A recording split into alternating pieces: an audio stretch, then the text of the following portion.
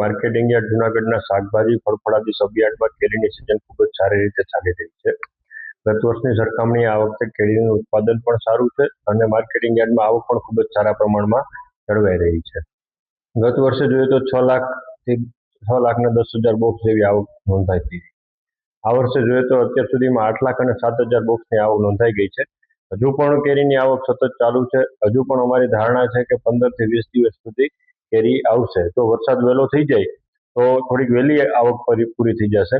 હવે જો વરસાદ ખેંચાશે તો 15 થી 20 દિવસ સુધી માર્કેટિંગ યાર્ડમાં કેરી આવે એવી પૂરેપૂરી સંભાવના છે.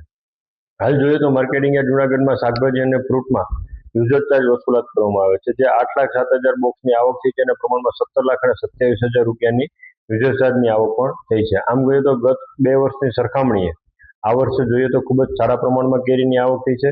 ખેડૂતોને પણ ખૂબ જ સારા ભાવ મળ્યા છે, ખૂબ જ સારો લાભ મળ્યો છે અને સાથે સાથે માર્કેટિંગ યાર્ડમાં પણ ખૂબ જ સારી આવક થઈ છે અને માર્કેટિંગ યાર્ડને ખૂબ જ સારો યુઝર ચાર્જ મળ્યો. ખેડૂતોને એવરેજ ગણીએ તો 800 રૂપિયાથી લઈને 1,400 રૂપિયા સુધી પ્રતિ 10 કિલોના બોક્સના ભાવ જોવા મળ્યા છે.